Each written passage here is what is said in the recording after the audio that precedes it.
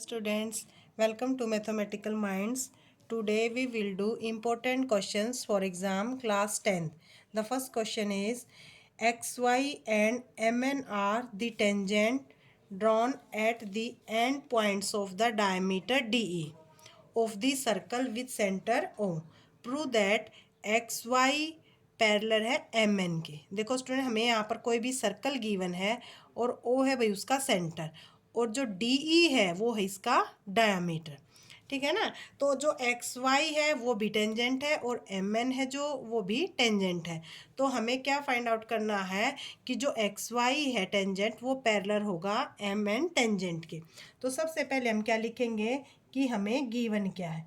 देखो हमें यहाँ पे गिवन क्या है कि जो X Y and M N है, M N are the tangent, M N are the tangents.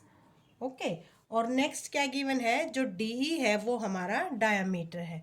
D E is the diameter, D E is the diameter of circle having centre O. Centre क्या है भाई हमारे पास, ओ, having centre ओ। ठीक है ना। अब हमें पता होना चाहिए हमें प्रूव क्या करना है। देखो इसमें बहुत क्लियरली गिवन है कि प्रूव क्या करना है, एक्स वाई पैरेलल है एम एन के। ठीक है ना, हमें एक्स वाई और एम एन पैरेलल प्रूफ करने हैं। तो इसके लिए देखो हम सॉल्यूशन स्टार्ट करते हैं।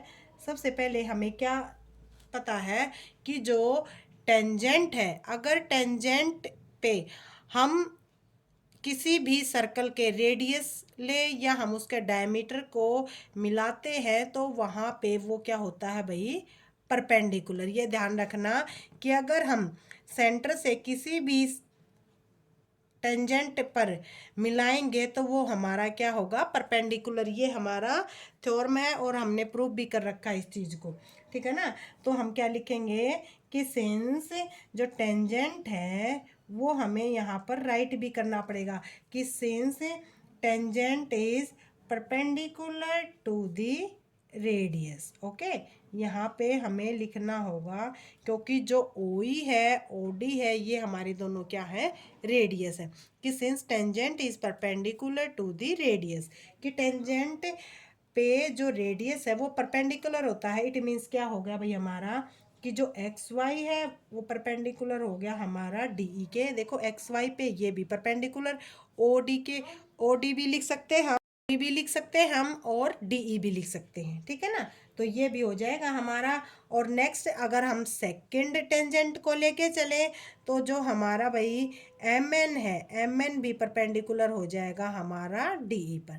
देखो जब एक्स वाई पर डीई परपेंडिकुलर होगा तो इसका मतलब क्या होगा हमारा कि जो एंगल ई डी वाई है या हम लिखते हैं वाई डी ई है, देखो ये वाला एंगल और ये वाला एंगल,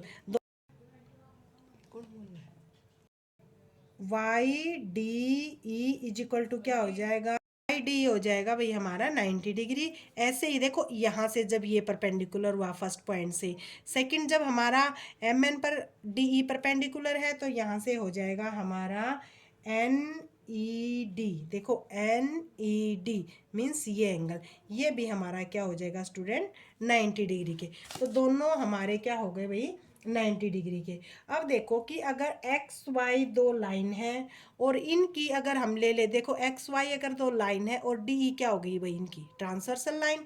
ठीक है ना।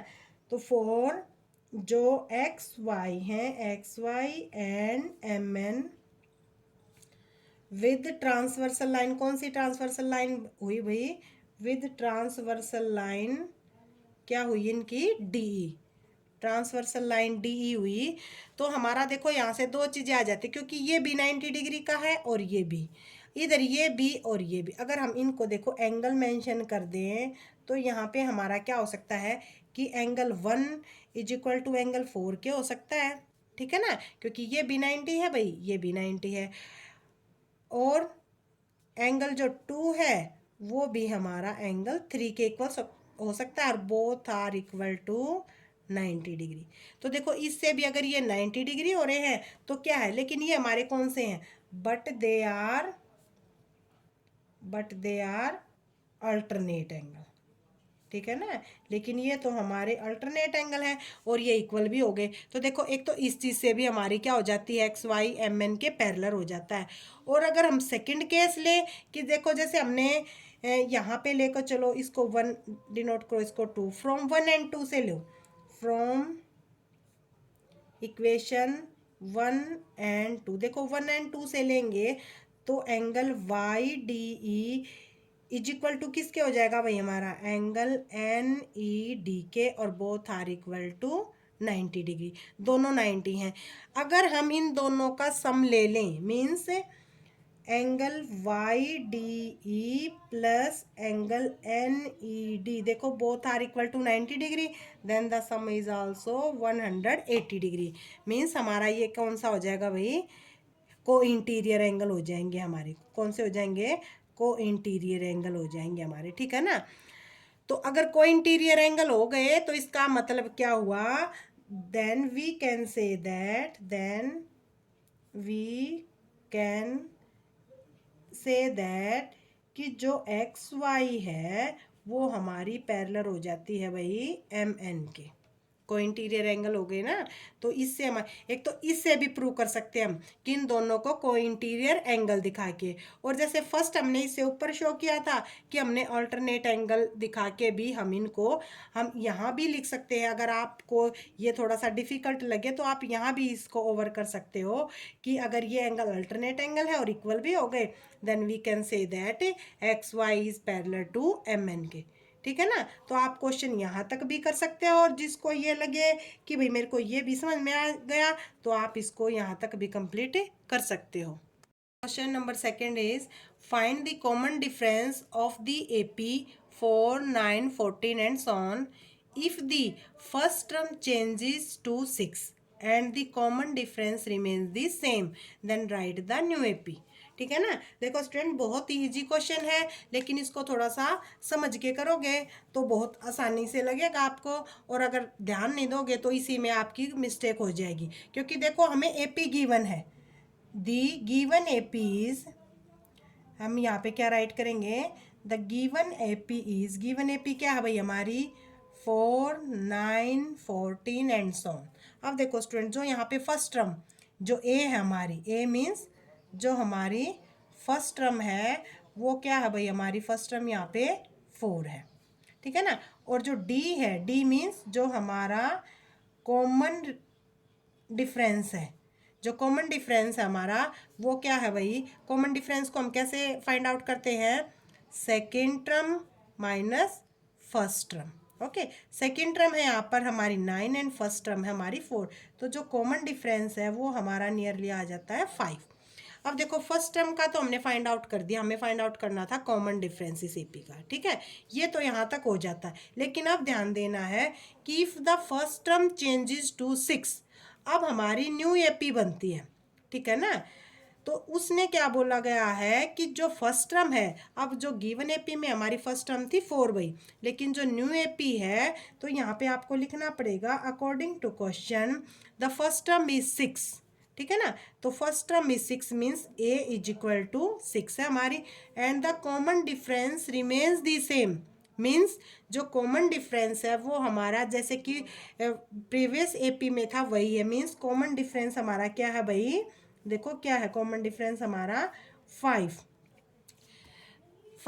Then find the new AP, अब हमें न्यू एपी फाइंड आउट करना है। देखो स्टूडेंट हमारा जो किसी कोई भी टर्म निकालने का जो फॉर्मूला है वो क्या होता है, ए एन एथ टर्म निकालने का ए प्लस एन माइनस 1 डी।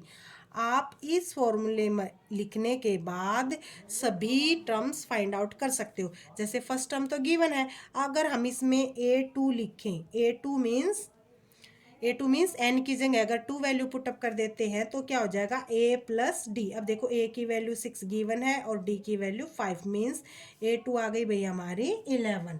ऐसे ही अगर हम A3 फाइंड आउट करेंगे स्टूडेंट तो A3 क्या हो जाएगी A प्लस 2D। A है भाई 6 और D है हमारा 5, एंड 2 से आफ्टर मल्टीप्लीकेशन आ जाएगा 5 2 जा 10 16। ऐसे ही हम क्या करेंगे A4 फाइंड आउट करेंगे A प्लस 3D। केवल आपको ये फॉर्मूला याद होना चाहिए, ठीक है ना। तो ए 4 हो जाएगा, ए है भाई 6 + 3 इंटू 5, 6 + 15, ठीक है ना। तो ये आ जाएगा भैया हमारी A4 आ जाती है 21। तो हमारी न्यू AP विल बी, आप यहाँ पर मेंशन कर सकते हो new AP will be, new AP हमारी क्या हो जाएगी, देखो फर्स्ट टर्म हम इन्होंने गिवन है 6 है, second term come out to be 11, the third term is 16 and the fourth term is 21। देखो हमारी यहाँ पर जो न्यू AP है वो ऐसे सॉन न्यू AP हमारी बन के तैयार हो जाती है। केवल आपको क्वेश्चन को समझने की में ध्यान देना पड़ेगा, नहीं तो आपका ऑटोमेटिकली हो जाएगा, ठीक है ना। अगर स्टूडेंट आपको वीडियो हमारी अच्छी लगे तो हमारी वीडियो को शेयर करें, चैनल को सब्सक्राइब करें, और ज़्यादा से ज़्यादा वीडियो को शेयर करोगे तो और बच्चों को भी इससे प्रॉफिट होगा, ठीक है ना। और बेल आइकन को प्रेस करें ताकि ऐसे ही एग्ज़ाम के टाइम आपको नई नई वीडियो हमारी मिलती रहे। Thank you.